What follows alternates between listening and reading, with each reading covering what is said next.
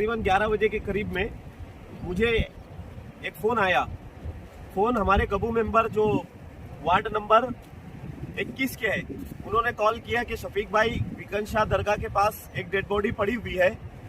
मेरे कुछ लोग वहाँ पर कपड़ा वगैरह जो धोने के लिए जाते हैं, उसमें से एक आदमी ने मुझे बोला कि यार वहाँ पर बीकन शाह दरगाह के बिल्कुल पीछे एक लाश पड़ी हुई है, तो आप यहाँ पर आओ। मैं आने से पहले मैंने किला पुलिस स्टेशन में इन्फॉर्म किया, और किला पुलिस स्टेशन में जब गया मैं, तो उन्होंने कहा कि वो हद्दी हम लोगों की तरफ नहीं आती, छावनी पुलिस स्टेशन की तरफ आती है। तो मैं छावनी पुलिस स्टेशन में इन्फॉर्म करने के बाद छावनी पुलिस स्टेशन के हमारे एपीआई साहब यहाँ पे आए हुए हैं और मौजूद है।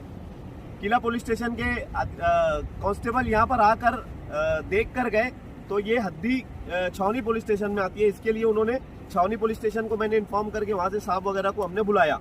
बुलाने के बाद अभी कॉरपोरेशन के जो अधिकारी हमारे शकील तहराक साहब, इनको फ़ोन करके बुलाया, और ये लाश यहाँ पे तकरीबन ऐसा लग रहा है कि 2-1 दिन से पड़ी हुई है। आप लोगों को बताने का मकसद ये है हम लोगों का कि मालेगांव शहर से अगर कोई मिसिंग हो, तो वो अपने आसपास में या अपने आजू बाजू से कोई आदमी गायब हुआ हो, तो अपने करीब के पुलिस स्टेशन में मालूमात ले ले, या फिर यहाँ से हम लोग ये डेड बॉडी निकाल कर सिविल हॉस्पिटल लेकर जाएंगे। तो आप सिविल में मालूमात ले ले या फिर छावनी पुलिस स्टेशन में मालूमात ले ले।